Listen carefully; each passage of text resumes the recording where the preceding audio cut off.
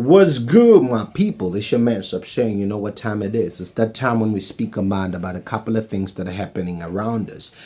And welcome to the Ear Read Project.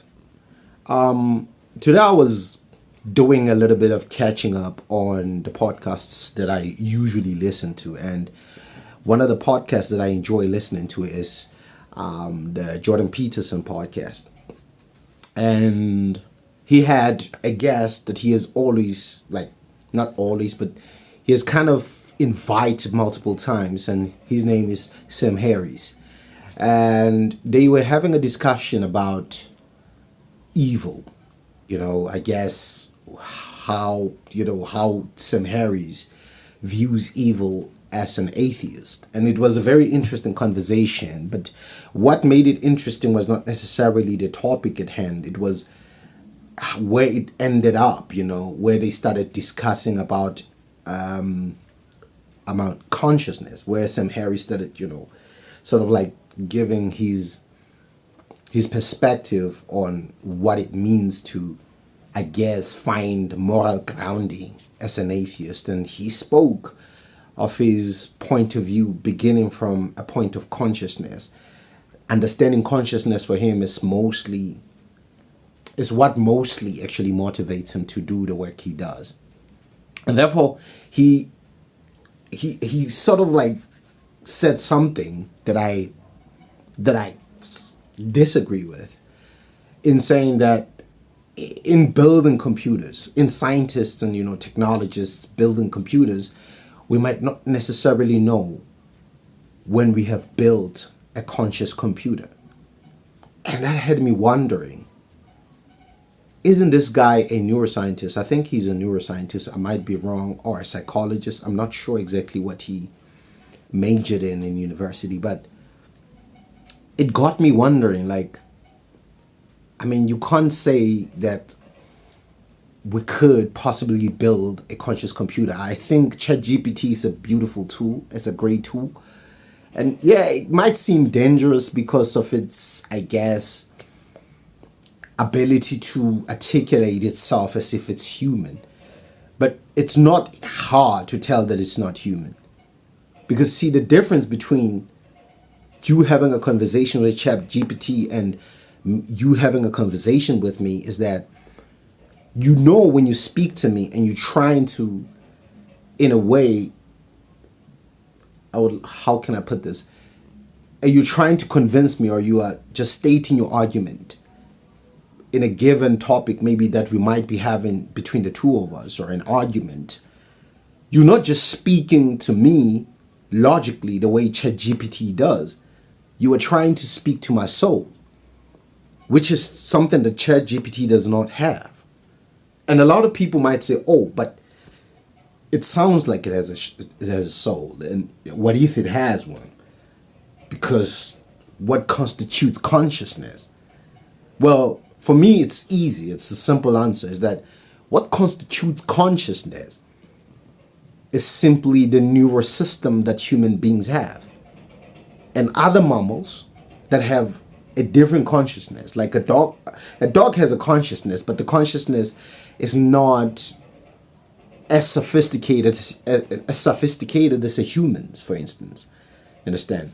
And consciousnesses are different. For instance, you find the consciousness of a spider is way different from the consciousness of an owl and an eagle and so forth, because of basically probably what is deemed evolution, which is also another argument that we can get into, which I don't really buy.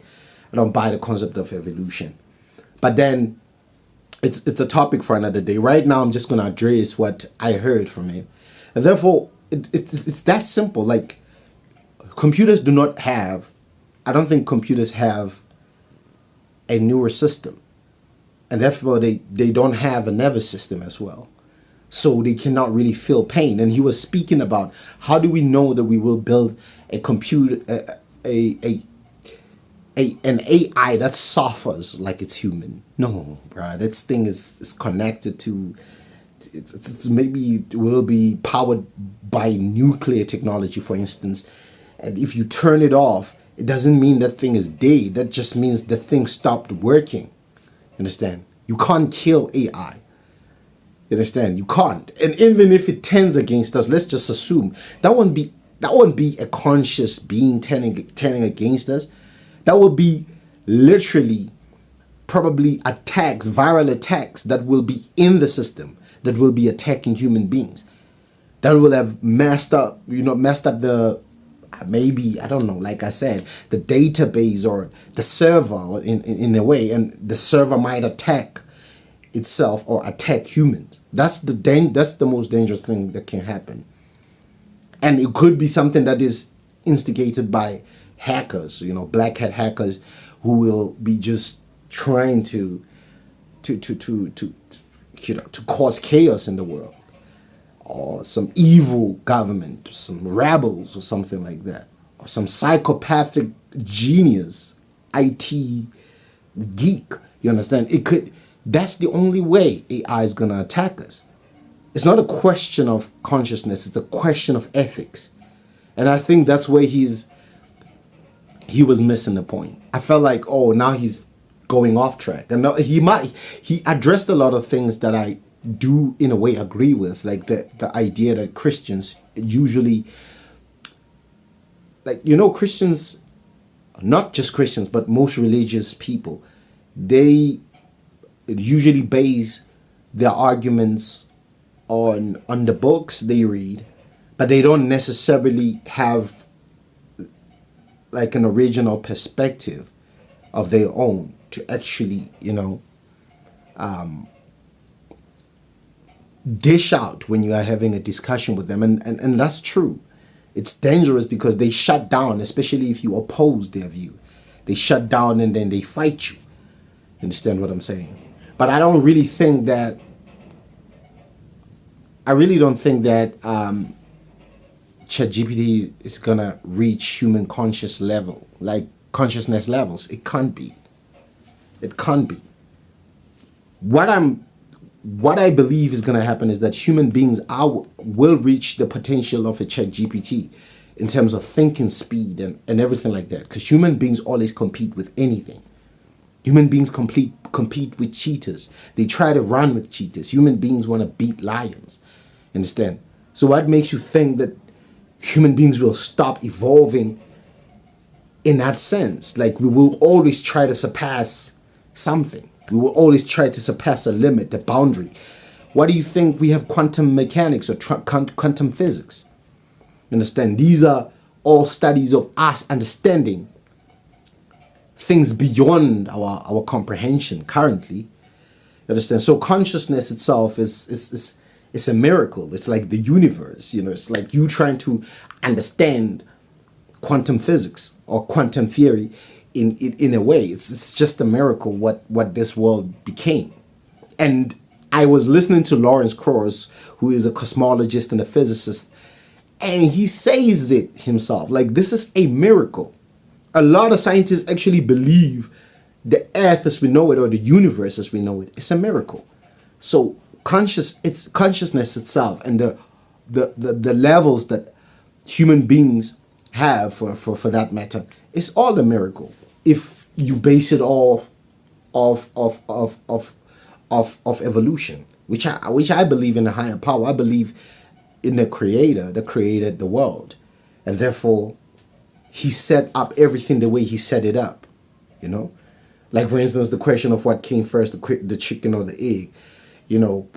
I mean, if say the egg hatched first, was there a chicken that was sitting on the egg though? Because in order for an egg to hatch, there has to be a chicken sitting on it. So it becomes difficult for me to understand exactly how the egg could come first, for instance.